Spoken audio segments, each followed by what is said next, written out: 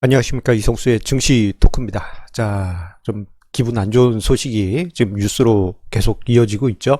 자, 대주주 양도세 기준을 3억 원으로 하향하겠다라는 기재부 홍남기 경제부총리의 발언이 뉴스로 나오면서 시장 분위기가 흉흉하게 흘러가고 있습니다.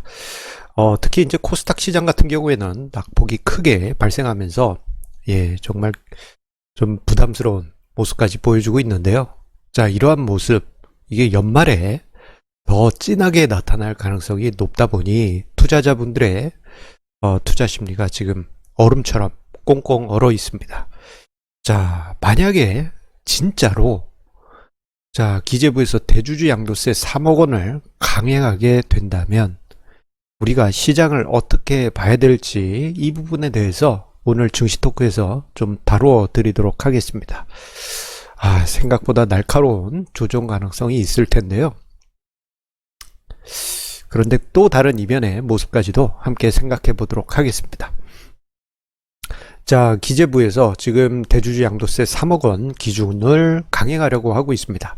자, 무슨 선심이라도 쓰듯이 대신에 가족 합산은 빼주겠어요? 라는 그런 조항을 달긴 하였지만, 자, 인당 3억 원 안을 그대로 강행을 하려고 하고 있습니다.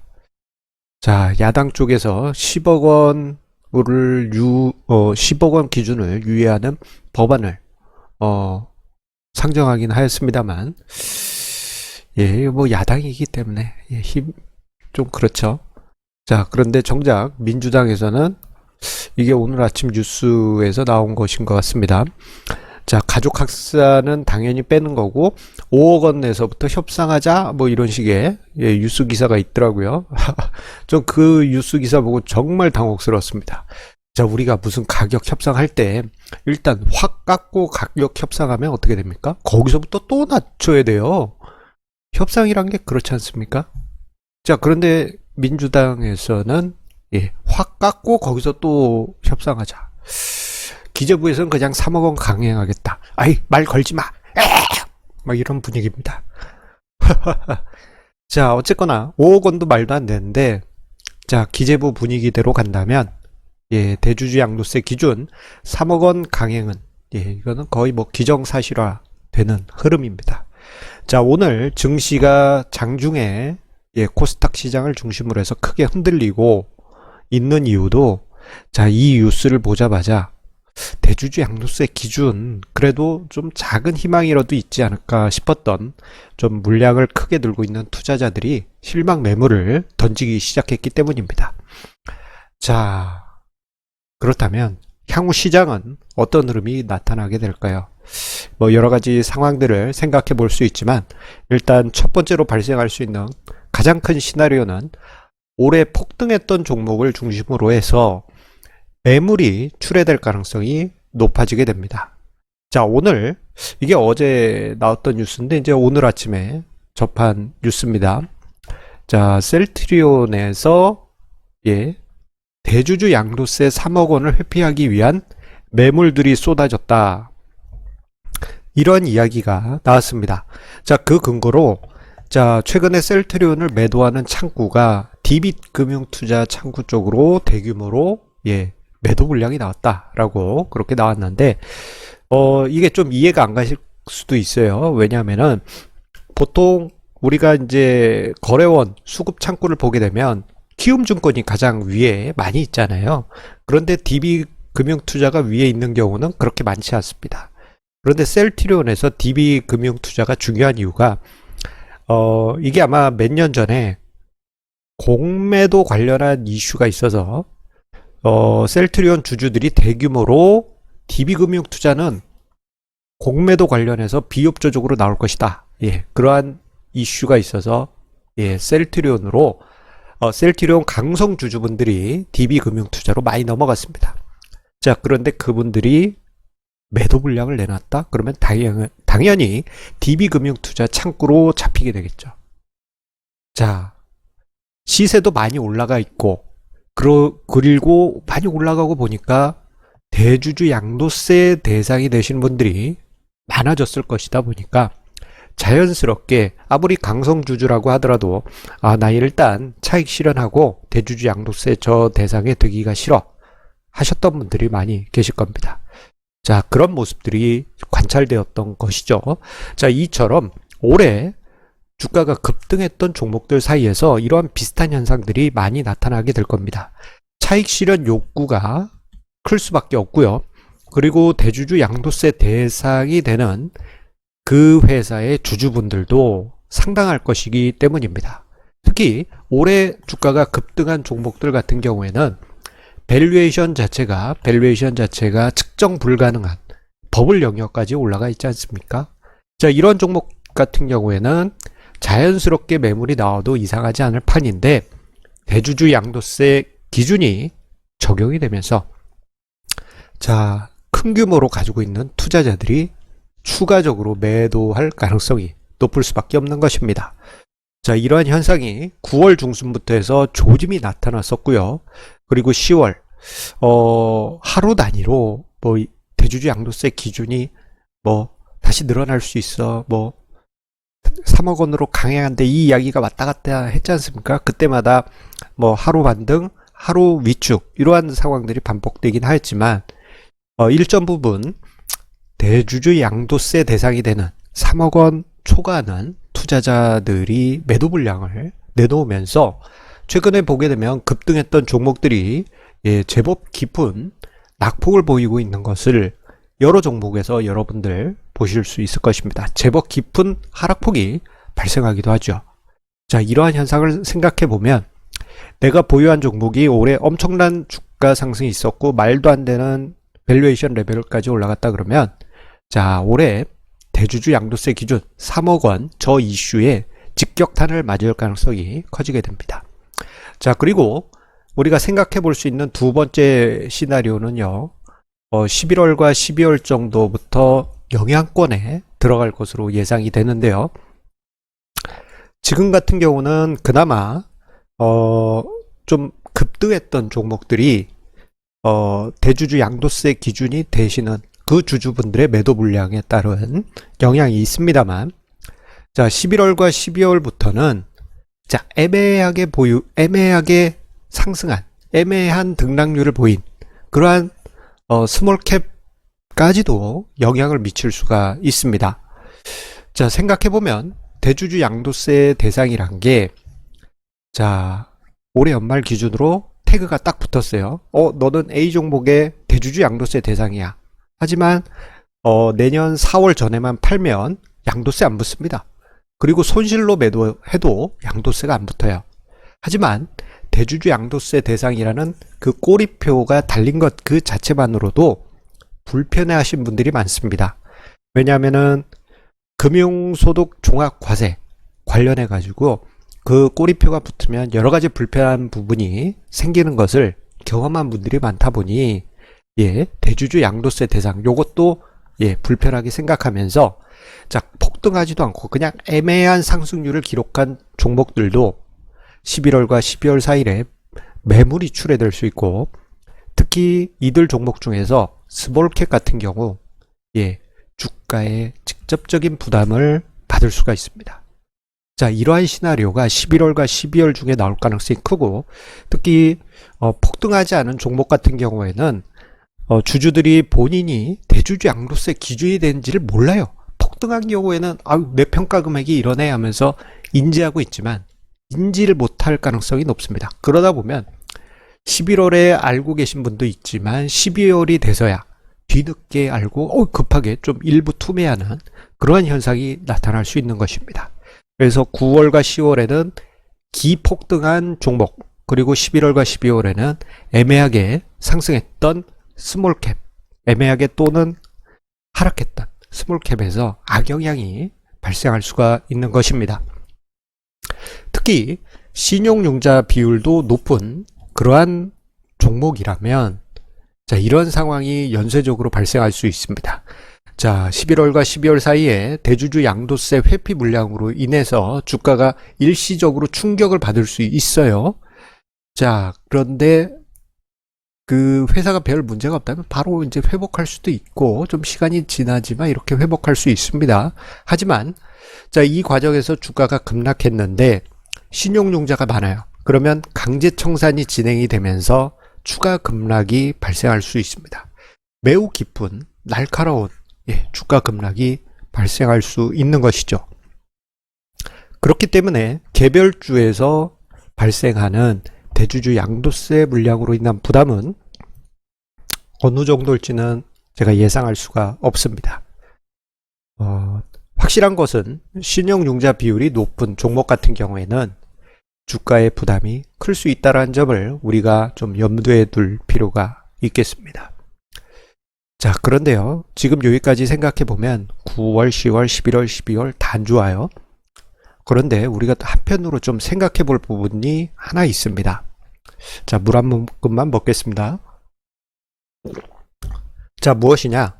자, 폭락을 기다리는 개인 투자자도 상당수 있다라는 점입니다. 폭락을 기다리는 개인 투자자. 이 이해가 안 가시죠? 이게 무슨 말이냐면, 자, 연말에 대주주 양도세 회피 물량으로 인해서 증시가 하락했어요. 자, 그런데 이거는 정말 불합리한 증시 하락이죠. 제도가 만든 억울한 증시 하락입니다. 자, 이러한 것을 노리고 기관이나 외국인 투자자 입장에서는 자, 일종의 프리런치를 먹을 수 있는 기회를 그들이 만들게 됩니다. 자, 연말에 매수하고 연초에 매도하게 되면 시세 차익도 짭짤하게 발생하고 자, 여기에 배당 수익률도 얻을 수 있으니 자, 기관과 외국인 입장에서는 어이구, 이거 불합리한 제도 때문에 프리런치를 얻어먹는 아주 땡큐 베리 마치죠. 자, 그런데 한편으로 생각해 보면요. 이게 기관과 외국인만 할 수 있는 것이냐? 아니죠. 개인 투자자도 할 수 있습니다. 자, 개인 투자자도 할 수 있기 때문에 자, 시장이 하락하면 내가 저가에 매수하겠다 연말에 이렇게 노려보는 개인 투자자분들도 많이 있어요. 자, 연말에 사서 연초에 팔아야지 이런 분들도 있을 것이고 이게 아니더라도 아예 저가에 매수를 할 기회로 생각하는 개인 투자자분들도 은근히 있습니다. 자, 그러다 보니 요즘 재밌는 수급 현상이 있을 거예요.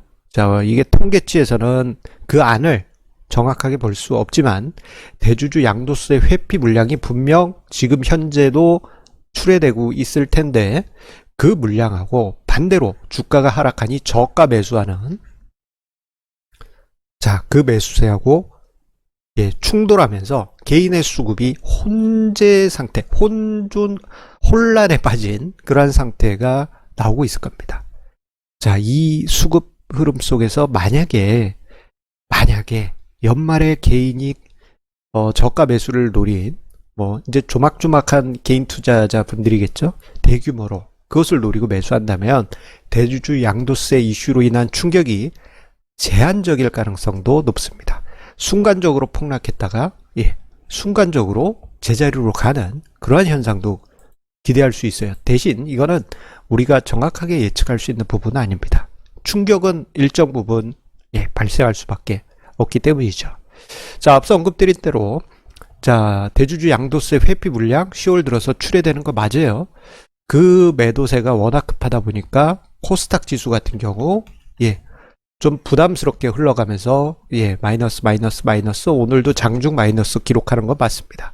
하지만 개인이 순매수를 연이어서 보이고 있다는 점은 대주주 양도세 때문에 매도하는 투자자 있지만 밑에서는 또 매수세가 유입되고 있다는 점을 우리가 생각해 볼 수 있는 대목이라고 할 수 있겠습니다. 자, 저 규모가 어느 정도일지 모르지만 향후 증시에 중요한 변수라고 할 수 있겠습니다. 자, 그리고 저는 이러한 이야기를 좀 드리고 싶어요. 장기적인 관점에서 전략적인 투자를 하신 분들 같은 경우에는 그냥 연말의 시장 상황은 그냥 노이즈로 생각하시고 연말과 1월을 한 통으로 보시라, 그렇게 이야기 드리고 싶습니다. 자, 이게 무슨 말이냐? 자, 우리가 앞서 언급드릴 때 외국인이나 기관이 연말에 제도적인 이유로 대주주 양도세 물량을 줍줍한 다음에 연초에 매도해서 차익 실현, 프리런치를 먹는다 말씀드렸잖아요. 자, 지금 화면상의 자료는 자, 매년이 아니죠. 2년에 한 번씩 대주주 양도세 기준이 하향된 후에 그 다음에 1월에 주가 흐름입니다. 주가 흐름이 아니고 소형업종 지수의 종합주가 지수 대비 상대 수익률 흐름인데 1월 달에 우위에 있었다라는 것을 볼 수 있어요. 자, 이 이야기는 연말에 대주주 양도세 이슈로 인해서 순간적으로 아비규환이 벌어질 수도 있습니다. 뭐 장중에 상상 이상의 하락이 발생할 수도 있어요. 하지만 연말과 1월을 한 통으로 보게 된다면 우리가 3월과 4월에 봤던 증시 흐름처럼 마치 밑꼬리를 길게 그린 월봉 형태로 우리가 그림을 그려볼 수가 있을 겁니다. 자, 분명 연말의 노이즈 제법 시끄러울 겁니다. 벌써 오늘 뭐 1%대 지수, 종합지수 하락에 2%대의 코스닥 지수 하락이 나오고 있지 않습니까? 자, 그에 따른 불편 분명 있는 것은 사실이지만 장기적인 투자자 관점에서는 그냥 지나가는 소음이 될 가능성이 크다라는 점을 한편으로는 좀 생각해 볼 수가 있습니다. 하지만 연말에 상상 이상의 좀 날카로운 소음이 있을 수 있기 때문에 이게 참 대주주 양도세 이슈 3억 하향 안 했으면 좋겠어요. 왜냐하면은 하향하고 나서 그 쇼크가 있게 되면요, 투자자들이 질려가지고 시장을 떠납니다. 그 돈들 어디 갈까요? 부동산으로 갑니다. 자주 강조드립니다만 이 돈의 흐름은 한쪽으로 기울어졌던 게 또 반대쪽으로 기울어지는 실망스러운 상황이 벌어지면 그쪽으로 또 굳어버려요. 다시 못 돌립니다. 그래서 기재부가 저것을 강행하려는 그러한 분위기에 대해서 매우 실망스럽게 생각하는 것입니다. 경제부총리께서 부동산 가격 딱 잡겠다 말씀하셨던 게 엊그제 같은데 좀 많이 안타까운 부분이 있습니다. 그걸 잡으려면 부동산이 아니고 주식 쪽으로 돈이 흐르게 해야 되지 않겠습니까? 자, 그 기회가 생겼는데 아쉬운 부분이 많이 있습니다.